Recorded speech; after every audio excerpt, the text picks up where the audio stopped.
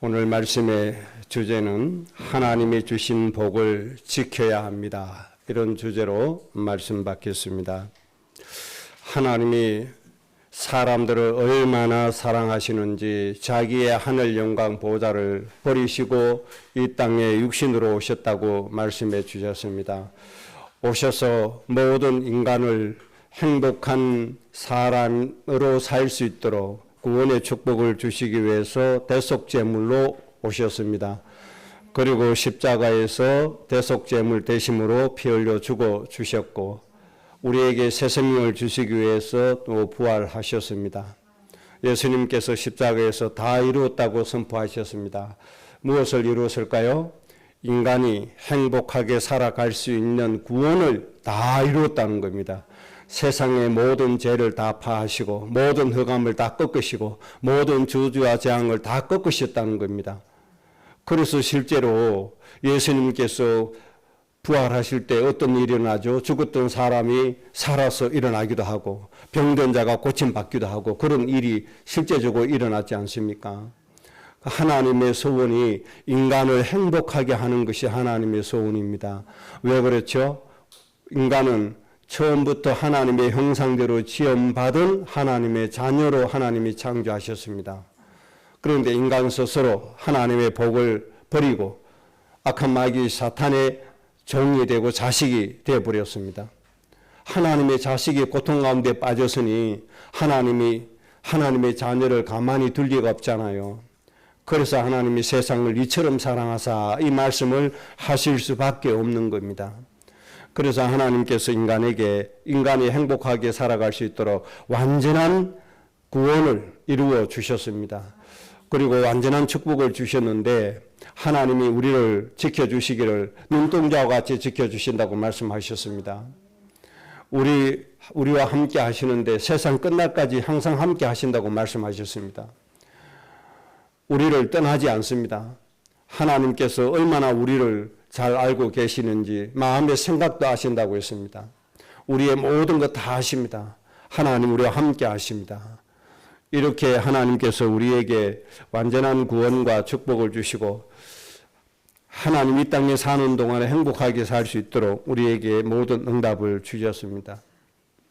에덴 동산에 인간을 만드시고 인간에게 모든 축복을 다 주셨잖아요. 그런데 결론은 어떻게 되어졌습니까? 이 인간이 스스로 죽음을 선택해서 모든 인간을 지향에 사망에 빠지게 만들었잖아요. 문제가 뭡니까? 하나님이 주신 복이 부족한 게 아닙니다. 하나님이 안 주신 게 아닙니다. 하나님이 주신 축복이 모자란 게 아닙니다. 완벽합니다. 충만합니다. 차고 넘칩니다. 그런데 이것을 받은 인간이 지키지를 못했다는 겁니다. 하나님이 어마어마하게 우리에게 주신 이 응답을 우리가 간수를 하지 못했어요. 이게 문제입니다. 에덴 동산에서 그랬습니다. 그럼 이 시대는 어떻습니까? 이 시대도 마찬가지입니다. 하나님 모든 것을 우리에게 다 주셨습니다. 그런데 문제는 뭐죠? 이것을 제대로 지키지를 못해요. 내 것으로 삼지를 못해요. 내가 제대로 누리지를 못해요. 이게 문제입니다. 우리가 하나님께 복을 달라고 기도할 것이 아닙니다. 하나님이 주신 것을 지켜야 되고 누려야 됩니다. 하나님 주신 것이 부족한 것이 아닙니다. 하나님 주신 응답은 완전한 것입니다. 모자란 것이 없습니다. 다만 우리가 지키고 내 것으로 삼지 못하고 누리지 못할 뿐입니다. 그래서 오늘은 하나님께서 주신 이 축복을 제대로 간수하는 비밀을 가지고 가야 되겠습니다. 하나님이 우리에게 주신 축복이 얼마나 큰 것인가를 다시 한 번 더 확인하고 어떻게 하면 하나님의 이 복을 지킬 것이냐 하는 것 해답을 꼭 찾으시고 그리고 이 말씀대로 꼭 여러분의 인생이 되시기를 바랍니다. 오늘 첫째 주제는 하나님께서 우리에게 복으로 주신 것들 다시 한 번 더 정리를 해야겠습니다. 하나님께서 우리에게 복으로 주신 것들 첫째는 에덴 동산에서 주신 것 창세기 1장 28절에 하나님이 그들에게 복을 주시며 라고 시작을 합니다. 하나님은 인간에게 복을 주셨습니다. 하나님 인간에게 고통을 주신 분은 아닙니다. 하나님 인간에게 고난을 주시는 것이 아닙니다. 하나님 인간에게 질병을 주시는 분이 아닙니다. 하나님은 인간에게 복을 주신다고 말씀해 주셨습니다. 그러면서 하나님이 뭐라고 말씀했습니까? 하나님 주신 이 복을 생육시키겠다, 번성하게 하겠다, 충만하게 만들어주겠다, 이렇게 말씀했습니다. 그러면서 하나님이 창조해 주신 이 모든 우주 만물을 너희는 정복하고 다스리라, 이렇게 말씀하셨습니다. 그러면서 모든 자연을 통해서 하나님께서 너희들에게 먹을거리를 풍성하게 주시겠다는 겁니다. 하나님 완전한 인간 에덴 동산에 주신 하나님의 복입니다. 완벽하게 주셨습니다. 더위가 있어요, 없어요? 더위가 없습니다. 추위가 있습니까? 추위가 없습니다. 에덴 동산은 완벽한 환경입니다. 무더위 때문에 고생할 일이 없어요. 추위 때문에 고생할 일이 없어요. 하나님이 창조하신 에덴 동산은 천국 그 자체입니다. 완벽하고 완전한 축복을 에덴 동산에 주셨습니다. 그런데 아담과 하와가 이것을 지키지를 못했다는 겁니다. 지키지를 못하고 이 축복을 빼앗겨 버렸습니다. 스스로 버렸습니다. 그리고 스스로 선택한 것이 뭡니까? 사망을 선택했다고 하는 겁니다.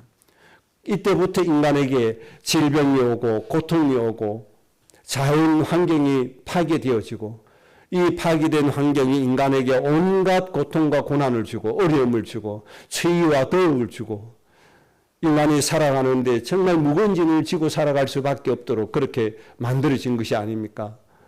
왜 그렇게 돼서 인간 스스로 축복은 버리고 이것을 선택했다는 겁니다. 이 타락한 사건 이후에 하나님께서 주신 축복이 뭡니까? 고린도서 5장 17절입니다. 누구든지 그리스도 안에 있으면 새로운 피조물이라.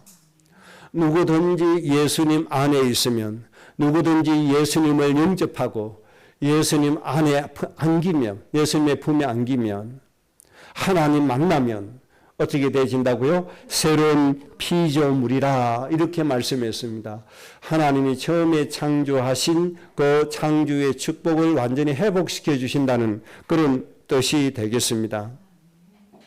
하나님께서 이렇게 스스로 죽음을 선택한 인간에게 메시아를 보내주셨습니다. 그리스도를 보내주셨습니다. 같은 뜻입니다. 메시아는 히브리어, 그리스도는 헬라어입니다.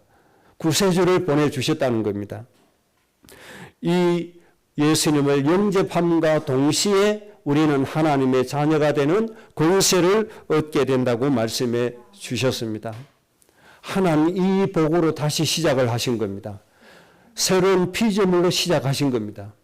여기에는 하나님의 자녀의 신분이 회복됨과 동시에 창조적인 축복도 같이 회복되어진다는, 그 완전한 축복이 회복된다는 뜻이 되겠습니다. 그래서 로마서 8장의 바울은 우리에게 정리를 잘 해 주었습니다. 로마서 8장 15절 17절에 예수님을 영접하고 하나님의 자녀가 되니까 하나님께서 양자의 영을 우리에게 주셨다고 했습니다. 그래서 하나님을 아빠, 아버지라고 최고로 친근하게, 아무런 거리감이나 거리낌이나 부담감이 없이 너무 다정하게, 너무 가깝게 다가갈 수 있는 분, 아무런 장래가 없이 아빠, 아버지라고 부를 수 있게 그렇게 해 주셨습니다. 그리고 하나님의 상속자가 되도록 우리에게 하나님 은혜 주신 겁니다. 그래서 우리의 인생의 결론을 로마서 8장 32절처럼 우리의 인생의 결론을 지어놨습니다. 그리스도와 함께 모든 것을 우리에게 다하여 주셨다. 우리의 인생의 결론입니다. 아들을 아끼지 않고 우리에게 아들을 주신 하나님이 그리스도와 함께 우리에게 모든 것을 다 허락해 주셨다. 여러분, 이 축복을, 이 복을 놓쳐서는 안 됩니다. 이 복을 놓치고 고난스럽게 살아가면 되겠습니까? 그렇게 살아갈 필요가 없다는 겁니다. 가만히 있어도 하나님은 그리스도와 함께 모든 것을 주셔서 여러분이 행복하게 살도록 만들어 주시는 겁니다. 그래서 출애굽한 이스라엘 백성들이 문제가 있다고 아우성 칠 때 하나님이 모세를 통해서 외치신 말씀이 있죠. 뭐라고 외쳤습니까? 이 사람들아 두려워하지 마라. 이 사람들아 요동하지 마라. 이 사람들아 힘쓰지 마라. 오늘 하나님이 주시는 구원을 봐라. 가만히 있어서 무엇을 봐라? 구원만 바라보아라.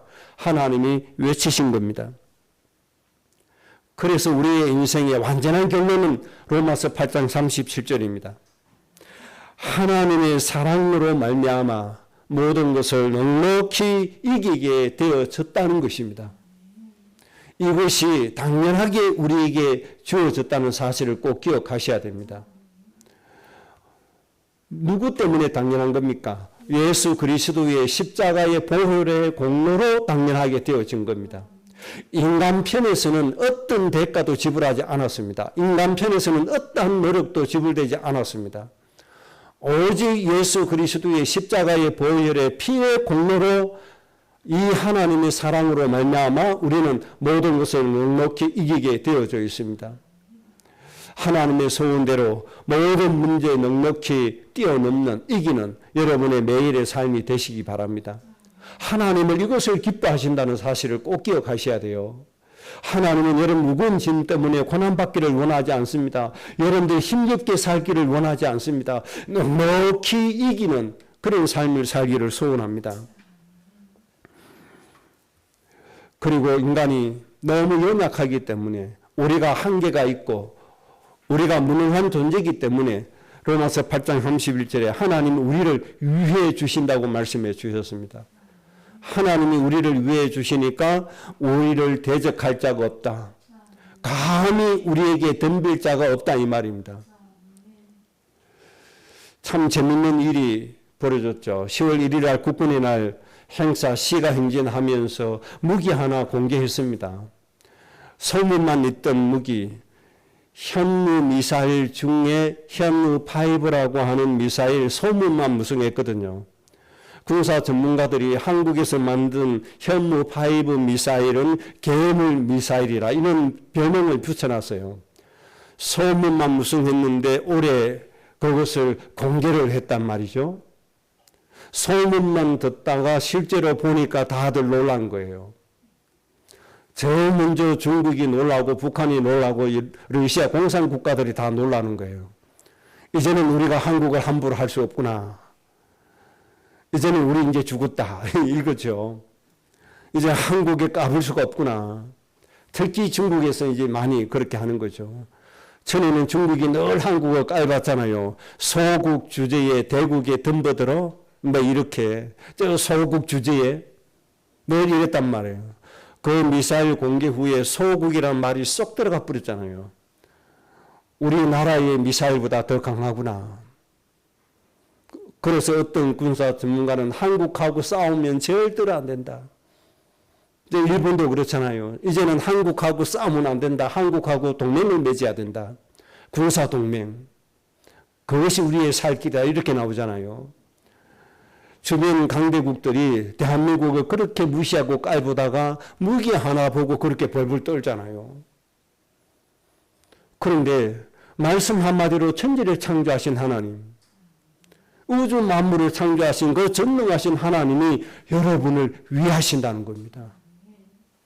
여러분의 인생을 위하신다는 겁니다. 누가 가장 잘합니까? 악한 마귀 사탄이 가장 잘합니다.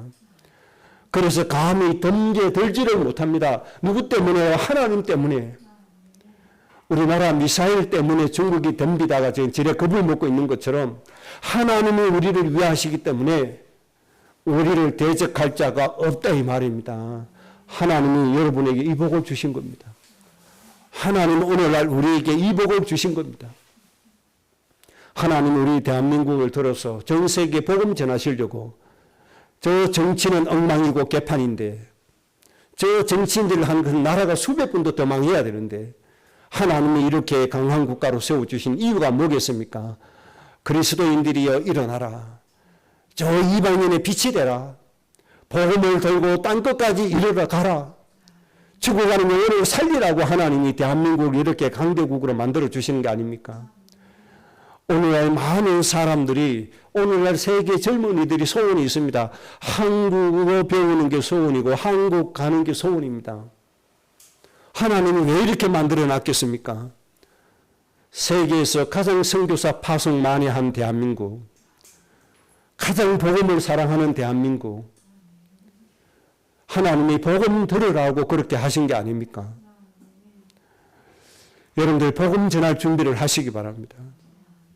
그리스도 말할 준비를 하시기 바랍니다. 하나님이 당신을 사랑하신다고 말할 준비를 하세요. 그래서 예수님 보내주셨는데 이 예수님 믿으면 하나님 자녀가 된다고 알려주세요. 그리고 당신이 돌아가거든 이 사실을 당신 나라에 사람들에게 알리라고 말씀해 주세요. 그게 바로 제자 삼는 거 아닙니까? 그래서 하나님 나라가 이 온 땅에 이루어져야 됩니다. 이뿐만 아니죠. 우리가 또 약해서 기도도 못하고 찬송도 못하고 말씀도 모르니까 조력자 한 분을 또 주셨습니다. 그분은 누굽니까? 성령 하나님 아닙니까? 그래서 성령을 우리에게 주시지 않았습니까? 그 성령이 우리에게 모든 것을 가르쳐 주신다고 말씀하셨습니다. 하나님의 말씀이 생각나게 하도록 하신다고 했습니다. 하나님이 이 성령을 우리에게 조력자로 주셨습니다. 보혜사로 주셨습니다. 보호해 주시고 가르쳐 주시는 우리의 스승으로 하나님이 성령을 주셨습니다. 이 어마어마한 복을 하나님이 우리에게 주셨단 말이죠. 여러분 이것을 놓치지 않기를 바랍니다. 이것을 마귀에게 빼앗기지 않기를 바랍니다. 이것을 세상에 빼앗기지 않기를 바랍니다. 이것을 여러분의 육신의 소욕에 빼앗기지 않기를 바랍니다. 그리고 로마서 8장 2절에 예수 그리스도의 생명의 성령의 법이 죄와 사망의 법에서 우리를 영원히 해방시켰다. 죄의 결과는 우리하고 상관이 없습니다. 사망의 법하고는 우리하고 이제는 상관이 없습니다. 죄의 삭은 사망이라고 했는데 이 죄의 결과하고 우리하고 이제 전혀 상관이 없습니다. 우리에게는 뭐만 있습니까? 하나님의 영원한 생명만 있을 뿐이고 저 천국의 영원한 상급만 있을 뿐이며 하나님의 영광만 우리에게 임할 뿐입니다. 그리고 가장 중요한 것 로마서 8장 4절에 하나님이 우리의 마음과 생각을 주장해 주셔서 어떤 사람으로요? 하나님의 영을 따르는 사람이 되도록 축복해 주셨다는 사실입니다. 영을 따르는 자 되는 것, 이것이 얼마나 큰 축복인지 모릅니다. 이 하나면 됩니다. 영을 따르는 자 되기만 하면 하나님의 모든 축복을 누릴 수밖에 없습니다. 영을 따르지 못하면 반대로 누구를 따라야 되죠? 육신의 영을 따라가야 됩니다. 하나님의 영을 따르지 않으면 육신의 영을 따라야 돼요. 그래서 육의 생각은 사망이요 영의 생각은 생명과 평안이니라 이렇게 말씀했습니다. 하나님이 여러분에게 뭘 주셨어요? 하나님의 영을 따라갈 수 있는 사람이 되게 하셨다는 겁니다. 어마어마한 축복입니다. 이것이. 하나님이 왜 세상을 심판하십니까? 하나님이 세상을 심판하실 때는 딱 한 가지 이유밖에 없습니다. 하나님의 사람이 육신이 되었더라. 육신이 될 때는 하나님이 심판하십니다. 그래서 하나님이 영을 따르는 자로 하나님이 우리를 세워주셨습니다. 그 다음 예수님을 누리게 하신 복을 우리에게 주셨습니다. 예수님을 누리는 복, 신분에 관한 복도 어마어마하지만 예수님을 실제적으로 누릴 수 있는 이 복은 더 큰 복이 되겠습니다. 이사야서 53장 4절 5절입니다. 이 말씀으로 예수님을 실제로 여러분들 누리시기를 바랍니다. 이사야 53장 4절 5절에 이렇게 말씀했습니다. 그는 실로 우리의 질고를 지고 이렇게 말씀했습니다. 예수님께서 우리 인생의 모든 무거운 짐을 예수님이 대신 지셨다는 사실입니다. 여러분들 이 예수님을 꼭 누리시기를 바랍니다. 그래서 여러분들의 육신으로나 영적으로나 마음으로나 환경적으로나 어떤 부분에서든지 인생의 질고가 없어져야 됩니다. 여러분 정말 자유함을 누려야 됩니다. 정말 평안함을 누려야 됩니다. 우리가 인생의 질고가 우리에게 있으면, 우리가 인생의 질고에 눌려 있으면 우리가 뭘 하고 하나님 앞에 한숨을 쉬죠? 숨이 막혀 못 살겠다 그러잖아요. 숨이 막힌다 이런 말을 할 때 있어요, 없어요? 내 인생의 질고가 너무 커서 내가 지금 숨이 막힐 지경이다 이렇게 말할 때가 온다 이 말이죠. 이런 말이 우리 입술에서 사라져야 돼요.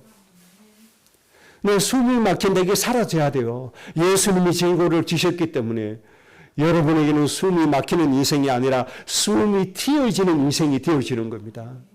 예수님이 무거운 질고를 대신 다 지셨기 때문에요. 여러분 이 예수님의 복을 꼭 지키시기 바랍니다. 여러분 숨 막히는 일이 없어져야 돼요. 답답한 일이 없어져야 돼요. 하나님이 우리에게 시원한 마음을 주셨습니다. 아주 평안한 마음을 주셨습니다. 그래서 예수님이 우리의 질고를 지셨다 이 말입니다. 이 예수님 꼭 누리세요. 절대 뺏기지 마세요. 절대 놓치지 않기를 바랍니다. 그 다음에 우리의 슬픔을 당하셨다. 그래서 너희는 항상 기뻐하라. 이 말씀을 주신 이유입니다. 범사에 감사하라고 이유입니다. 예수님이 우리의 슬픔을 당하셨기 때문에 우리가 슬퍼해야 될 일이 없습니다. 예를 들어서 우리 가족 중에 구원받지 못했는데 지금 숨 떨어지기 일보 직전에 있다. 구원받지 못하고 지금 죽게 됐다. 슬퍼요, 안 슬퍼요? 슬프잖아요. 영원한 지옥불에 가야 되니까 얼마나 슬픕니까? 그런데 예수님이 슬픔을 가져갔다는 이 말은 뭡니까? 그 가족을 바로 구원시켜 주겠다는 말이 아닙니까? 죽기 전에 영혼 구원시키겠다는 거 아닙니까? 영원한 형벌에 가야 될 우리 가족이 죽기 전에 예수님 영접하고 하나님 품에 안겼어요. 영원한 천국에 갔어요. 기뻐요, 안 기뻐요? 기쁘잖아요. 그럼 실제로요, 이런 경험이 여러분이 있으면은 진짜 그 기쁨이 어마어마하게 큽니다. 저는 실제로 그런 경험이 있거든요. 저는 친가 외가 중에서 예수 믿는 사람 아무도 없는 가문에서 태어났어요. 제가 제일 처음 예수님 믿었어요. 우리 외가에서도 예수 믿는 사람 아무도 없었어요. 친가도 아무도 없었어요. 우상 섬기는 가문이었어요. 그런데 우리 부친이 젊을 때 돌아가셨어요. 온갖 병에 시달리다가 59에 돌아갔어요. 59은 한창 때잖아요. 그런데 돌아가시기 전에 예수님 영접하고 돌아가셨어요. 저 영원한 지옥불에 형벌에 갇혀야 되는데 지옥에 떨어지기 전에 예수님 영접하셨다 이 말이에요. 천국에 가셨단 말이에요. 여러분 이것이 얼마나 기쁘고 좋습니까? 만약에 저는 구원받았는데 우리 부친이 영원한 형벌에 갇히게 됐다. 구원받지 않고 갔다. 그러면 평생에 그 슬픔의 마음이 있을 겁니다. 하나님께서 이런 구원의 축복을 주시겠다는 겁니다. 그 다음에 그가 징계를 받음으로 우리는 평화를 누리고 그 다음에 그가 채찍에 맞음으로 우리는 나음을 입었도다. 하나님 이 예수님을 누리도록 우리에게 복을 주셨단 말입니다. 그래서 예수님 3년 공생에 사역하실 때 제일 먼저 뭐 하셨습니까? 모든 병을 다 고치는 사역을 하셨습니다. 모든 더러운 귀신을 내쫓는 사역을 하셨습니다. 육체의 모든 병을 예수님 다 고치셨다고 말씀하셨습니다. 예수님이 채찍에 맞으심으로 우리가 나음을 입었다. 여러분 이 예수님 꼭 누리시기 바랍니다. 그래서 여러분의 몸에 있는 불치병 이 예수님 이름으로 치유되어지시기를 바랍니다. 세계에서 가장 뛰어난 한국의 의술보다도 의사의 그 기술보다도 그 실력보다도 더 뛰어나신 예수님 바로 예수님 채찍에 맞으신 겁니다. 이 은혜로 말미암아 여러분들이 모든 병 치유되시기를 주의 이름으로 축복합니다. 그래서 뭐가 되어야 돼요? 영을 따르는 삶을 살면 돼요. 그런데 하나님의 은혜 받으면 받을수록 육을 따라간다 이 말이에요. 사람들이. 축복을 주면 받으면 받을수록 육을 따라가요. 교회도 그렇고 개인도 그렇고요. 항상 그래요. 그러나 여러분은 하나님의 복을 받으면 받을수록 영을 따르는 사람, 그렇게 되어질 줄로 믿습니다. 그 다음 네 번째, 여러분들 꼭 누려야 될 축복입니다. 삶에 대한 복. 하나님이 우리에게 삶에 대한 복을 풍성케 하셨습니다. 창세기 12장 1절에서 3절입니다. 하나님이 우리를 복의 근원으로 삼아 주셨습니다. 그래서 우리를 창대하게 하신다고 말씀했습니다. 그래서 우리 때문에 모든 민족의 영혼들이 복을 받을 것이라고 말씀했습니다. 여러분, 이 사실 때문에 가슴이 벅차지 않나요? 어때요? 여러분, 가슴이 냉랭해집니까? 가슴이 벅찹니까? 여러분, 이 사실 때문에 여러분들의 마음에 정말 감동이 벅차올라야 됩니다. 나 같은 부족한 사람을, 모든 민족을 복되게 하는 복의 근원으로 하나님이 축복해 주셨구나. 여러분들의 마음속에 감동이 있어지기를 바랍니다. 내 수준 가지고 안 되니까 하나님이 창대하게 만들어 주시는구나. 여러분들 하나님께 감사드리시기 바랍니다. 이 복을 하나님이 주셨다니까요. 그리고 창세기 17장에 모든 민족의 아버지, 어머니로 세워주셨다는 겁니다. 여러분, 이게 얼마나 큰 축복입니까? 이 세상의 모든 민족의 영혼을 살릴 수 있는 부모가 되게 하셨다는 이 사실, 어마어마한 축복을 주셨잖아요. 여러분들 마음속에 감동이 벅차오르기를 바랍니다. 나같이 못난 사람을 모든 민족의 아버지, 어머니로 세우셨다니 얼마나 하나님 앞에 감사한 일입니까? 그래서 우리 힘으로 안 된 줄 아시고 큰 민족을 이루어 주겠다고 했습니다. 아시고 우리에게 뭘 하겠다는 것이죠? 왕들이 나와지도록 하겠다는 겁니다. 하나님이 우리의 삶에, 우리의 인생이 이렇게 되도록 우리의 삶에 이 복을 주셨습니다. 여러분들은 꼭 믿으시길 바랍니다. 그리고 우리 교회의 주제입니다. 골로새서 2장, 예수님 안에 행하고 예수님 안에 뿌리박고 하나님의 신성으로 충만해지면 우리를 어떻게 만들어 주시죠? 세상의 모든 통치자, 권세들의 머리가 되게 하겠다. 세상의 모든 통치자, 권세들의 머리가 되게 하시겠다는 겁니다. 이 어마어마한 복을 우리에게 주시는 겁니다. 우리나라에 그 한강이라고 하는 여자 작가가 있어요. 그 아버지는 소설가입니다. 그런데 이 사람이 책 몇 권을 썼는데 노벨 문학상을 받게 됐어요. 그래서 난리가 난 거죠. 그래서 상금을 13억이나 받게 됐어요. 근데 상금이 중요한 게 아니죠. 노벨상은 그 명예가 더 크잖아요. 그래서 일본, 중국이 또 난리가 나서요. 분하다. 우리가 받을 건데 한국에 뺏겠구나. 한국, 저것들이 뭔데 한국이 받아가냐. 이렇게 했단 말이에요.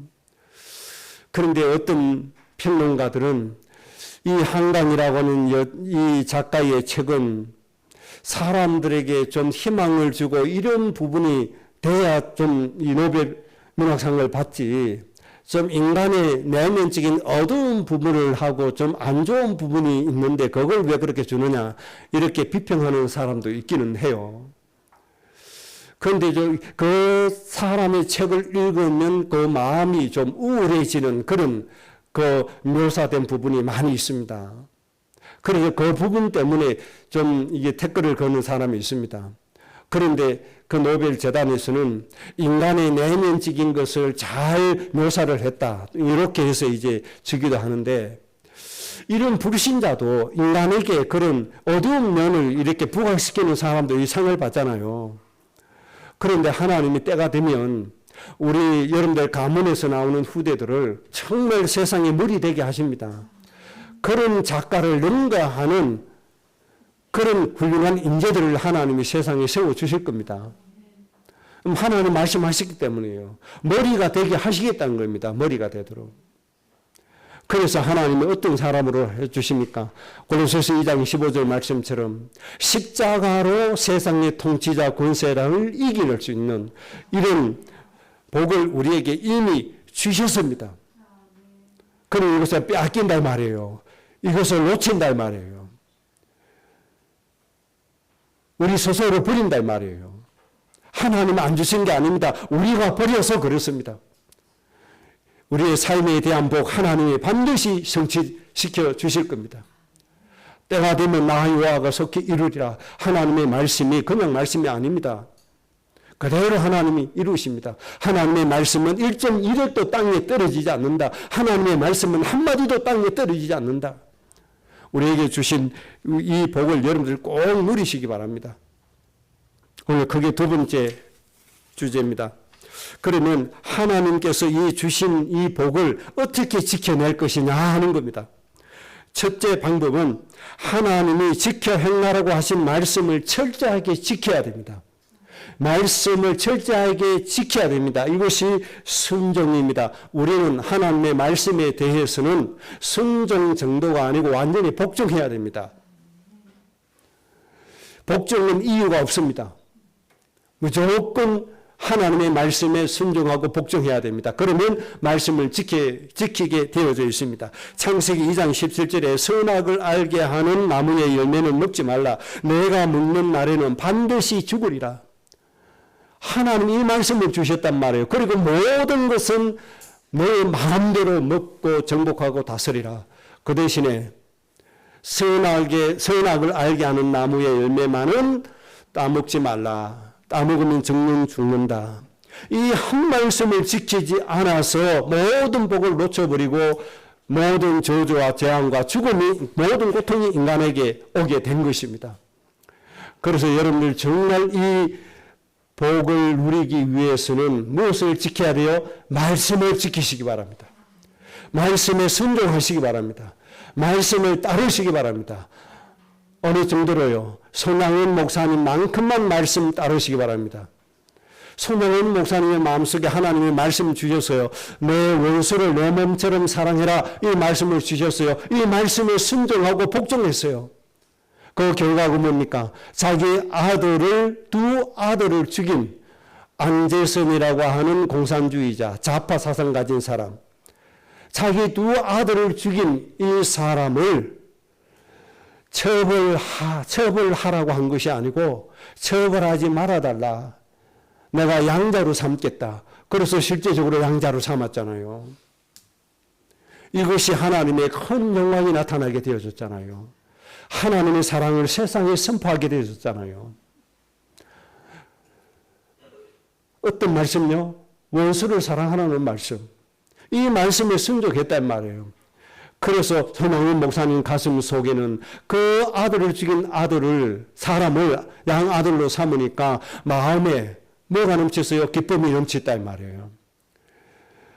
만약에 아들 죽인 그 사람을 처형했다면 어떻게 되겠어요? 평생 마음에 상처로 남는 거예요. 마음의 고통으로 남아있는 거예요. 그런데 원수를 사랑하는 그 말씀에 순종해서 양아들로 삼았더니 마음에 기쁨만 넘치게 되어졌다 이 말입니다. 말씀에 순종함으로 하나님의 복을 지킬 수가 있습니다. 여러분 하나님의 말씀에 절대 순종하고 복종하시기 바랍니다. 두 번째 방법입니다. 사탄의 거짓말을 분별하여 물리쳐야 됩니다. 사탄의 거짓말을 물리치고 분별하면 우리는 하나님이 주신 이 모든 복을 내 것으로 누릴 수가 있습니다. 사탄의 거짓말을 분별해서 반드시 물리치셔야 됩니다. 마귀는 잠도 자지 않습니다. 마귀는 쉬지도 않습니다. 하나님의 말씀에 대해서 거짓으로 말씀을 놓치게 만듭니다. 우리 가슴 속에 있는 말씀을 훔쳐갑니다. 무엇으로요? 거짓말로. 그래서 우리는 마귀의 거짓말을 분별해서 물리쳐야 됩니다. 아담과 하와가 마귀의 거짓말을 물리쳤다면 우리는 지금도 에덴 동산에서 하나님과 함께 삽니다. 우리에게는 죽음이 없습니다. 고통이 없습니다. 마귀의 거짓말을 분별하지 못했어요. 물리치지를 못했어요. 마귀가 두 가지를 거짓말했습니다. 먹어라. 결코 죽지 않는다. 하나님은 반드시 죽는다고 했는데 결코 죽지 않는다. 그 다음에 먹으면 눈이 밝아 하나님처럼 된다. 이렇게 두 가지 거짓말을 했는데 아담과 하와가 분별하지 못했습니다. 이 거짓말을 듣고 냉큼 마귀의 말을 따랐습니다. 이것이 하나님의 모든 복을 놓치는 겁니다. 오늘날도 마귀는 우리 가슴 속에 거짓을 심어줍니다. 거짓을 두고 중요한 것들을 놓치게 만듭니다. 그래서 마귀의 거짓을 분별하셔야 됩니다. 선택받은 이스라엘 민족 모습을 보면 열왕기상 22장 22절에 이렇게 말씀했습니다. 여호와께서 그에게 이르시되 어떻게 하기느냐 이르되 내가 나가서 거짓말하는 영이 되어 그의 모든 선지자들의 입에 있겠나이다. 이 거짓말하는 영, 이게 선지자 입에 들어가서 이스라엘을 망한 거예요. 이게 문제예요. 항상 마귀가 거짓말하는 영이 되어 선지자 입에 들어가는 게 이게 문제입니다. 그래서 열왕기상 22장 23절에 이제 여호와께서 거짓말하는 영을 왕의 이 모든 선지자의 입에 넣으셨고 또 여호와께서 왕에 대하여 재앙을 말씀하셨나이다.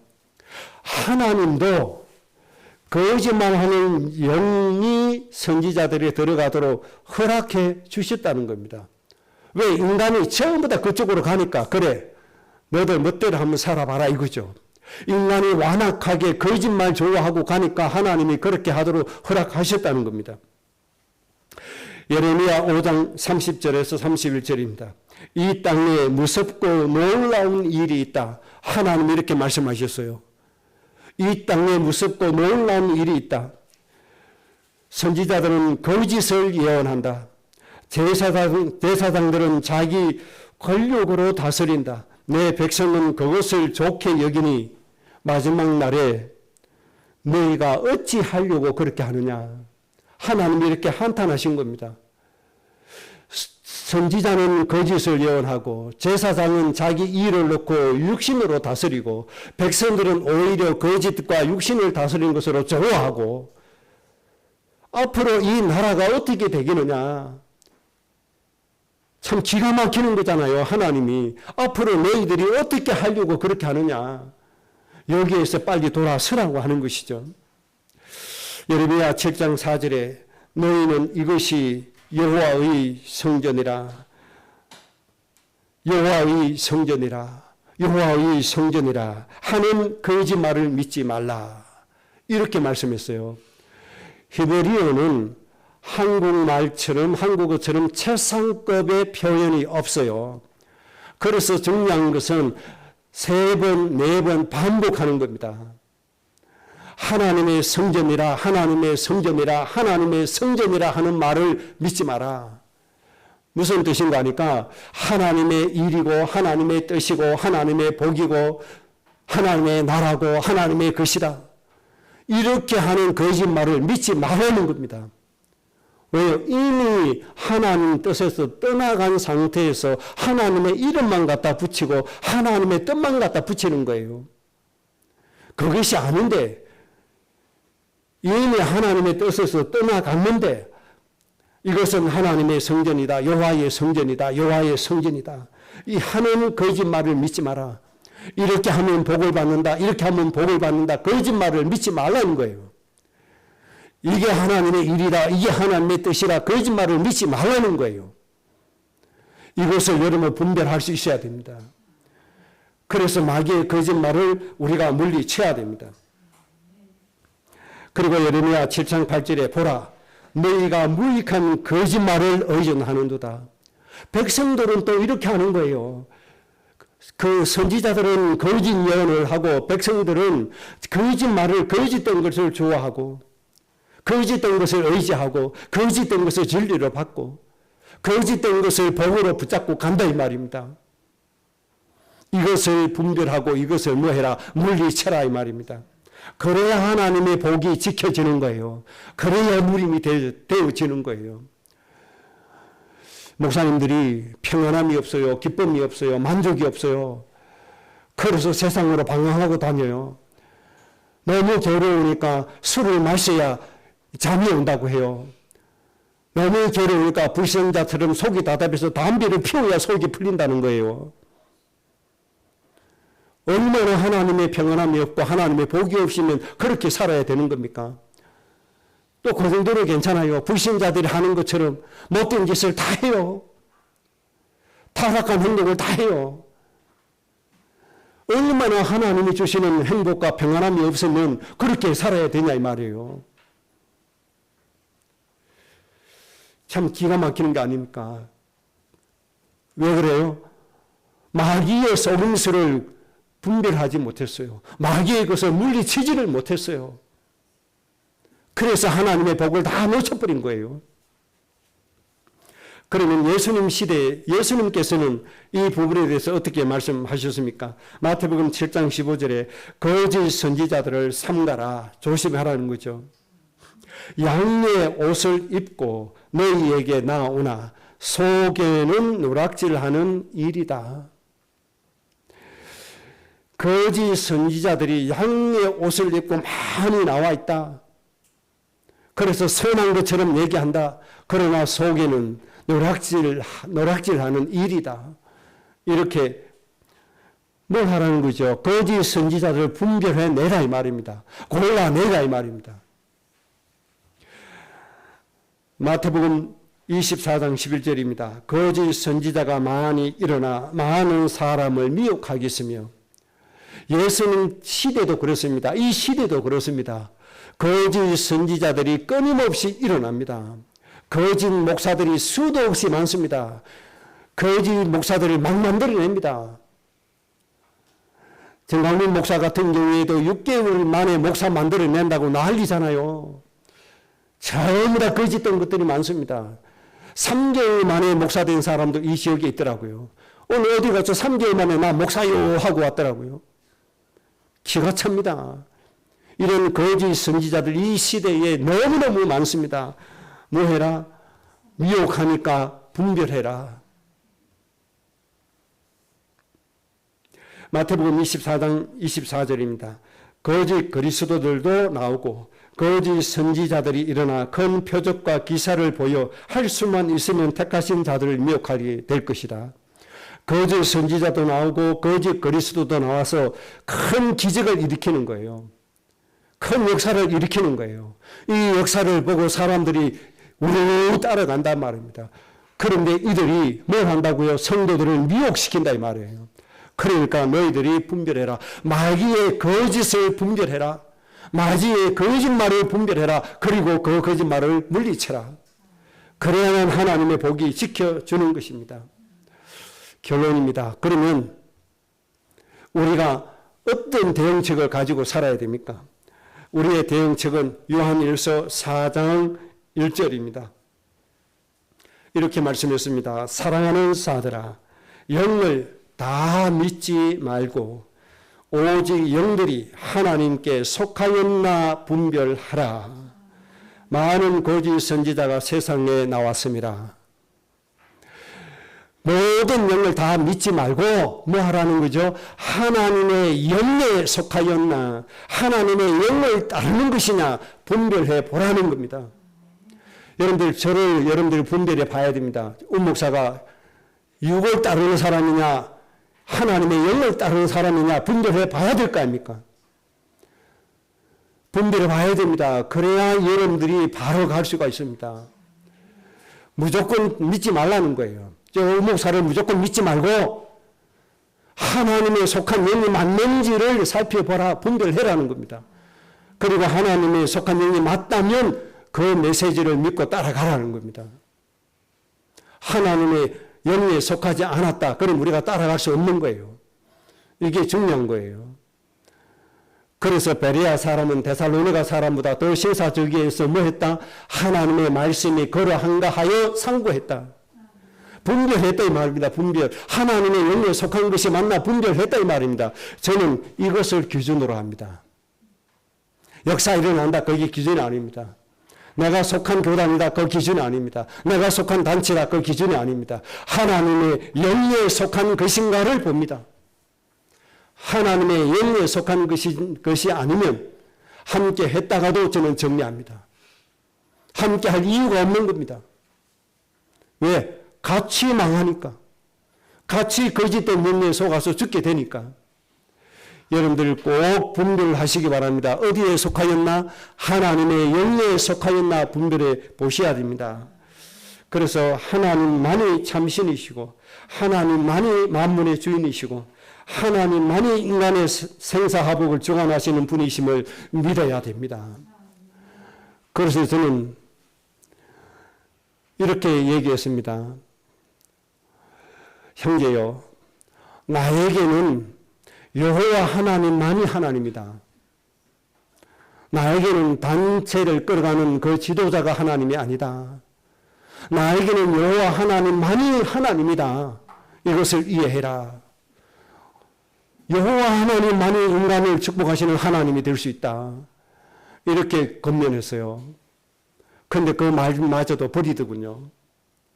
하나님의 영에 속하였나 봐야 돼요. 여러분, 하나님만 우리 하나님이십니다. 여러분 행복하게 하시는 분은 하나님만 여러분 행복하게 하십니다. 어떤 목사도 행복하게 할 수 없어요. 어떤 교단도 행복하게 할 수 없어요.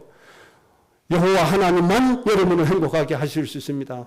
그래서 여러분들 정말 이 하나님 믿고